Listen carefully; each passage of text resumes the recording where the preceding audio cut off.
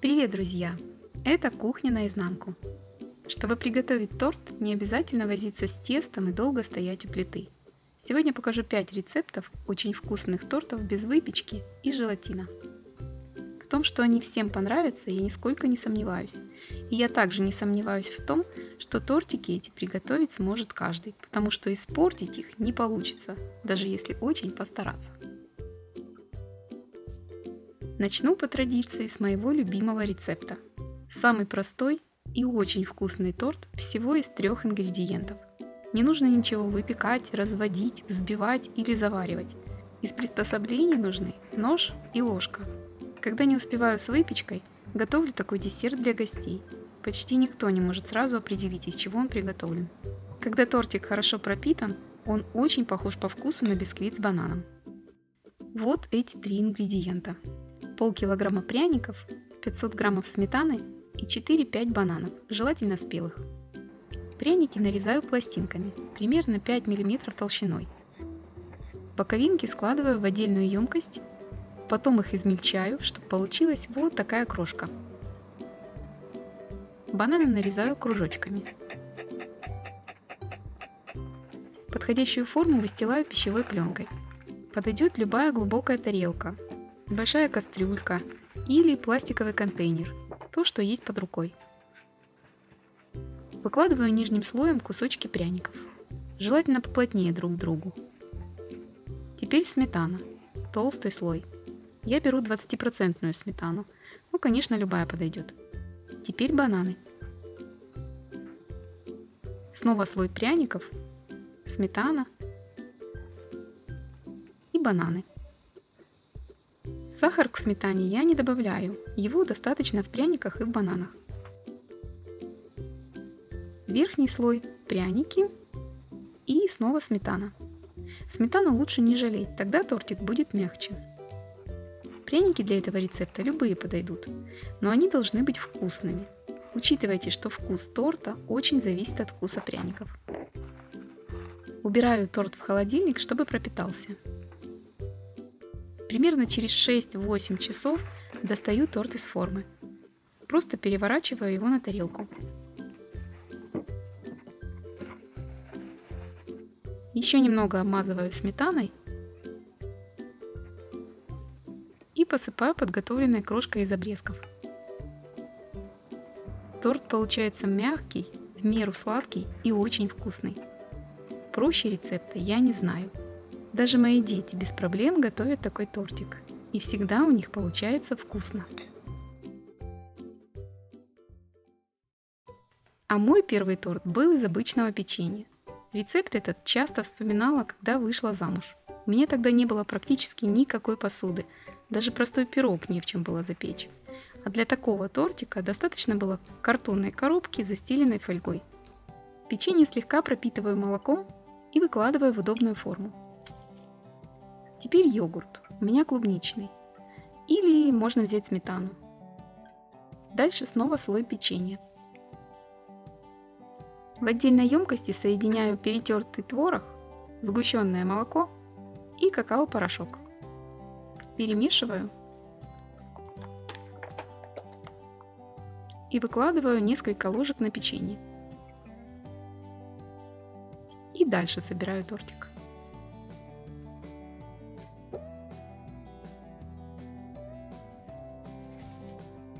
Осталось убрать в холодильник на 1-2 часа. Снимаю пленку, смазываю торт йогуртом или сметаной и посыпаю крошкой от печенья. Вот такой тортик из детства. Да, выглядит он не супер аппетитно, но всегда получается вкусным.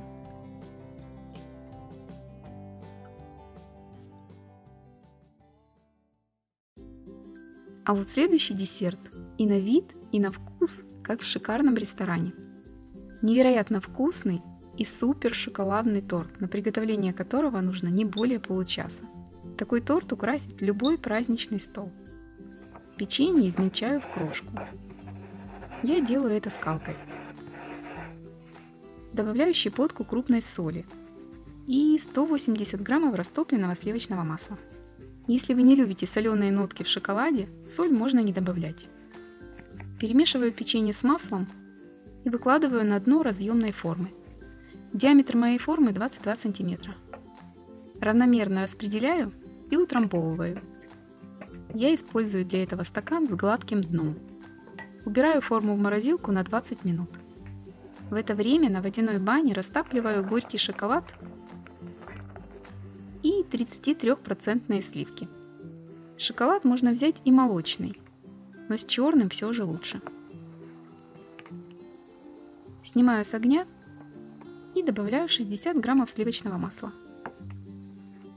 Вымешиваю до гладкого состояния и выливаю в форму вторым слоем.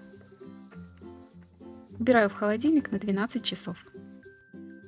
Готовый торт посыпаю сверху просеянным какао. Чтобы торт легко вышел из формы, использую обычный фен. Вот что получается. Соленые нотки в сочетании с горько-сладким шоколадом. Сложно описать, насколько это вкусно. Это очень вкусно и очень шоколадно. Такой десерт можно приготовить заранее и заморозить. Это очень удобно, особенно перед праздниками. Много этого тортика не съешь, достаточно небольшого кусочка. На 10-12 человек такой порции вполне хватает. А следующий торт еще проще. Все смешал, немного подождал и готово. Духовка снова отдыхает. Торт получается всегда и всегда очень вкусный. Испортить его невозможно. И отказаться от такого десерта тоже ни у кого не получается. Сладкий крекер, орехи и сухофрукты. У меня домашние сушеные абрикосы и слива. Нарезаю их на небольшие кусочки. Можно использовать курагу и чернослив. Арахис обжариваю и очищаю. Измельчаю ножом грецкие орехи. 400 граммов сметаны смешиваю с банкой сгущенного молока. Молоко не вареное, но почему-то оно у меня темнее, чем обычно. Перемешиваю. И отправляю сюда же крекеры. У меня вот такие сладкие рыбки. Сухофрукты, изюм, арахис и грецкий орех. При желании можно добавить еще мармелад и цукаты. Перемешиваю, чтобы крем хорошо распределился. Форму выстилаю изнутри пищевой пленкой и наполняю плотненько. Сверху хорошо утрамбовываю, заворачиваю края пленки, придавливаю сверху доской и устанавливаю груз. У меня 2 банки с вареньем. Убираю в холодильник минимум на сутки.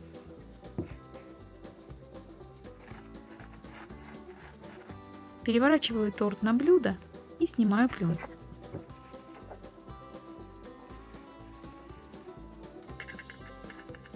Вот так тортик выглядит в разрезе.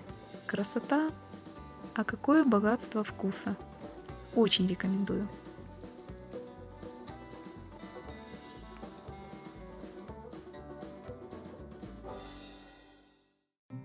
И еще один торт.